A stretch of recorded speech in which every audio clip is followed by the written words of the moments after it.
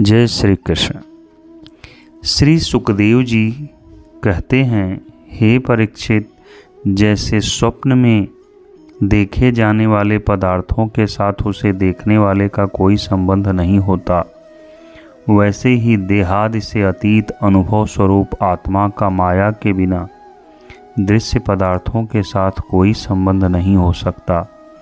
विविध रूप वाली माया के कारण वह विविध रूप वाला प्रतीत होता है, और जब उसके गुणों में रम जाता है तब यह मैं हूँ, यह मेरा है, इस प्रकार मानने लगता है। किंतु जब यह गुणों को क्षुब्ध करने वाला काल और मोह उत्पन्न करने वाली माया इन दोनों से परे अपने अनंत स्वरूप में मोह रहित होकर रमण करने लगता है, आत्मा राम हो जाता है, तब यह मैं तेरा का भाव छोड़कर पूर्ण उदासीन गुणातीत हो जाता है। ब्रह्मा जी की निष्कपट तपस्या से प्रसन्न होकर भगवान ने उन्हें अपने रूप का दर्शन कराया और आत्म तत्व के ज्ञान के लिए उन्हें परम सत्य परमार्थ वस्तु का उपदेश किया।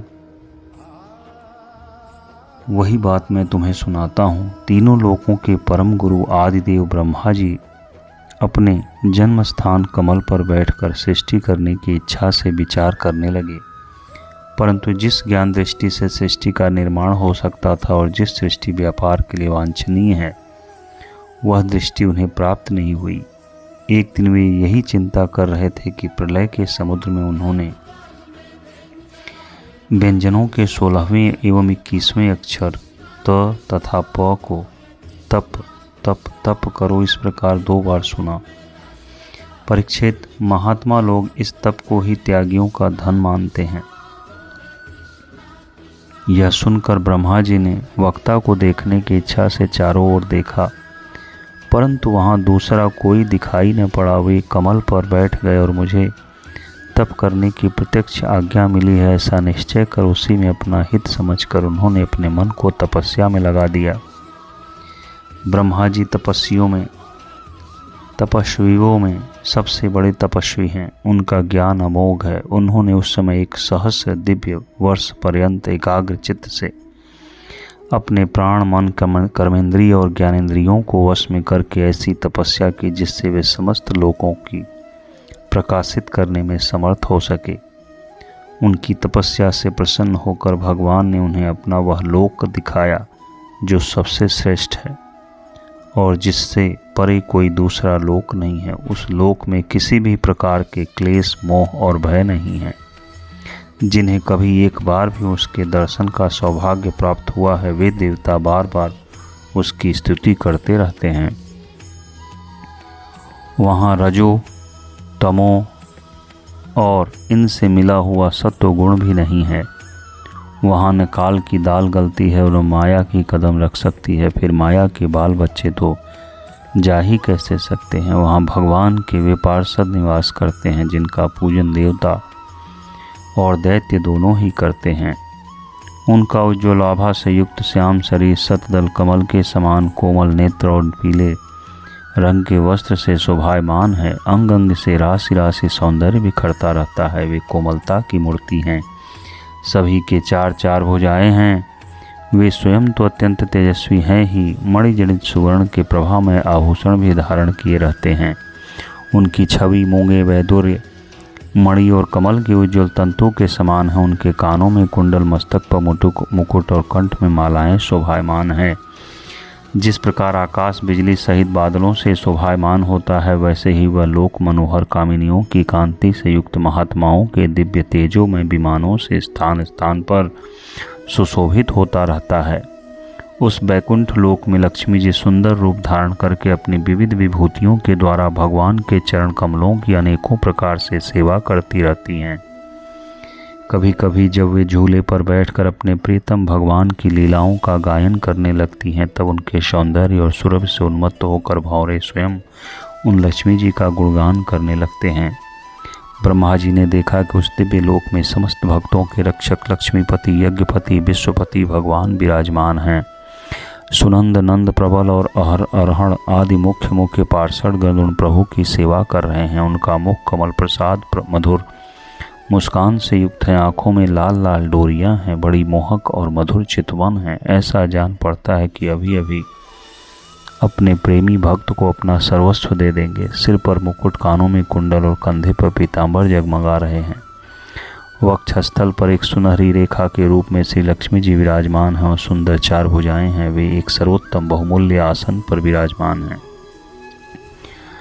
पुरुष प्रकृति, महतत्व, अहंकार, मन, 10 इंद्रिय, शब्द आदि 5 तन्मात्राएं और पंचभूतीय 25 शक्तियां मूर्तिमान होकर उनके चारों ओर खड़ी हैं। समग्र ऐश्वर्य, धर्म, कीर्ति, श्री, ज्ञान और वैराग्य, इन 6 नित्य सिद्ध स्वरूप भूत शक्तियों से वे सर्वदा युक्त रहते हैं। उनके अतिरिक्त और कहीं भी ये नित्य रूप से निवास नहीं करती। वे सर्वेश्वर प्रभु अपने नित्य आनंदमय स्वरूप में ही नित्य निरंतर त्रिमग्न रहते हैं। उनका दर्शन करते ही ब्रह्मा जी का हृदय आनंद के उद्रेक से लबालब भर गया। शरीर पुलकित हो उठा, नेत्रों में प्रेमाश्रु छलक आए। ब्रह्मा जी ने भगवान के उन चरण कमलों में जो परमहंसों के निवृत्त मार्ग से प्राप्त हो सकते हैं, सिर झुकाकर प्रणाम किया। ब्रह्मा जी के प्यारे भगवान अपने प्रिय ब्रह्मा को प्रेम और दर्शन के आनंद में निमग्न शरणागत तो प्रजा सृष्टि के लिए आदेश देने की योग्य देखकर बहुत प्रसन्न हुए। उन्होंने ब्रह्मा जी से हाथ मिलाया तथा मंद मुस्कान से अलंकृत वाणी में कहा। श्री भगवान ने कहा, ब्रह्मा जी, तुम्हारे हृदय में तो समस्त वेदों का ज्ञान विद्यमान है। तुमने सृष्टि रचना की इच्छा से चिरकाल तक तपस्या करके मुझे भली भांति संतुष्ट कर दिया है। मन में कपट रखकर योग साधन करने वाले मुझे कभी प्रसन्न नहीं कर सकते। तुम्हारा कल्याण हो, तुम्हारी जो अभिलाषा हो वही वर मुझसे मांग लो, क्योंकि मैं मुँह मांगी वस्तु देने में समर्थ हूँ। ब्रह्मा जी, जीव के समस्त कल्याणकारी साधनों का विश्राम पर्यवसान मेरे दर्शन में ही है। तुमने मुझे देखे बिना ही उस सूने जल में मेरी वाणी सुनकर इतनी घोर तपस्या की है। इसी से मेरी इच्छा से तुम्हें मेरे लोक का दर्शन हुआ है। तुम उस समय सृष्टि रचना का कर्म करने में किंकर्तव्य मुगोड़ हो रहे थे।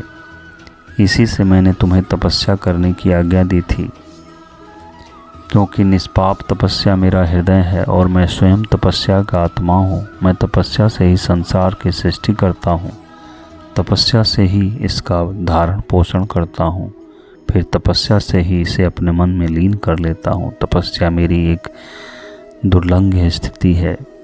ब्रह्मा जी ने कहा, भगवान, आप समस्त प्राणियों के अंतःकरण में साक्षी रूप से विराजमान रहते हैं। आप अपने अप्रतिहत ज्ञान से यह जानते ही हैं कि मैं क्या करना चाहता हूँ। नाथ, आप कृपा करके मुझे याचक की यह मांग पूरी कीजिए कि मैं रूप रहित आपके सगुण और निर्गुण दोनों ही रूपों को जान सकूं। आप माया के स्वामी हैं। आपका संकल्प से कभी व्यर्थ नहीं होता। जैसे मकड़ी अपने मुंह से जाला निकालकर उसमें क्रीड़ा करती है और फिर उसे अपने में लीन कर लेती है, वैसे ही आप अपनी माया का आश्रय लेकर इस विविध शक्ति संपन्न जगत की उत्पत्ति, पालन और संहार करने के लिए अपने आप को ही अनेक रूपों में बना देते हैं और क्रीड़ा करते हैं। इस प्रकार आप कैसे करते हैं, इस मर्म को मैं जान सकूं, ऐसा ज्ञान आप मुझे दीजिए। आप मुझ पर ऐसी कृपा कीजिए कि मैं सजग रहकर सावधानी से आपकी आज्ञा का पालन कर सकूं और सृष्टि की रचना करते समय भी कर्तापन आदि के अभिमान से बंध न जाऊं। प्रभु, आपने एक मित्र के समान हाथ पकड़कर मुझे अपना मित्र स्वीकार किया था। मैं जब आपकी सेवा सृष्टि रचना में लगूं, सावधानी से पूर्व सृष्टि के गुण कर्मानुसार जीवों का विभाजन करने लगूं, तब कहीं अपने को जन्म कर्म से स्वतंत्र मानकर प्रबल अभिमान न कर बैठूं। श्री सुखदेव जी कहते हैं, लोक पितामह ब्रह्मा जी को इस प्रकार उपदेश देकर अजन्मा भगवान ने उनके देखते ही देखते अपने उस रूप को छिपा लिया। जब सर्वभूत स्वरूप ब्रह्मा जी ने देखा कि भगवान ने अपने इंद्रिय गोचर स्वरूप को हमारे नेत्रों के सामने से हटा लिया है, तब उन्होंने अंजलि बांधकर उन्हें प्रणाम किया और पहले कल्प में जैसे सृष्टि थे उसी रूप में विश्व की रचना की। श्री भगवान ने कहा, अनुभव, प्रेमा भक्ति और साधनों से युक्त अत्यंत गोपनीय अपने स्वरूप का ज्ञान मैं तुम्हें कहता हूँ, तुम उसे ग्रहण करो। मेरा जितना विस्तार है, मेरा जो लक्षण है, मेरे जितने जैसे रूप, गुण और लीलाएं हैं, मेरी कृपा से तुम उसका तत्व ठीक ठीक वैसा ही अनुभव करो। सृष्टि के पूर्व केवल मैं था, मेरे अतिरिक्त न स्थूल था, न सूक्ष्म और न दोनों का कारण ज्ञान, जहाँ यह सृष्टि नहीं है वहाँ मैं ही मैं हूँ, और इस सृष्टि के रूप में जो कुछ प्रतीत हो रहा है वह भी मैं ही हूँ, और जो कुछ बच रहेगा वह भी मैं ही हूँ। वास्तव में न होने पर भी जो कुछ अनिवार्यनीय वस्तु मेरे अतिरिक्त मुझ परमात्मा में दो चंद्रमाओं के तरह मिथ्या ही प्रतीत हो रहे हैं, अथवा विद्यमान होने पर भी आकाश मंडल के नक्षत्रों में राहु की भांति जो मेरी प्रतीत नहीं होती, इसे मेरी माया समझना चाहिए। जैसे प्राणियों के पंचभूत शरीर रचित छोटे बड़े शरीरों में आकाश आदि पंच महाभूत उन शरीरों के कार्य रूप से निर्मित होकर प्रवेश करते हैं और पहले से ही उन स्थानों और रूपों में कारण रूप से विद्यमान रहने के कारण प्रवेश नहीं भी करते हैं, वैसे उन प्राणियों के शरीर की दृष्टि में मैं उतने आत्मा के रूप में प्रवेश किए हूँ। आत्मदृष्टि से अपन अतिरिक्त और कोई वस्तु न होने कारणों में प्रविष्ट नहीं भी हूँ। यह ब्रह्म नहीं, यह ब्रह्म नहीं, इस प्रकार निषेध की पद्धति से और यह ब्रह्म है, यह ब्रह्म है, इस अन्वय की पद्धति से यही सिद्ध होता है कि सर्वातीत एवं सर्वस्वरूप भगवान ही सर्वदा और सर्वत्र स्थित हैं। वही वास्तविक तत्व हैं जो आत्मा अथवा परमात्मा का तत्व जानना चाहते हैं। उन्हें केवल इतना ही जानने की आवश्यकता है, ब्रह्मा जी तुम अविचल समाधि के द्वारा हम इस सिद्धांत में पूर्ण निष्ठा कर लो, इससे तुम कल्प कल्प में विविध प्रकार के सृष्टि रचना करते रहने पर भी कभी मोह नहीं होगा।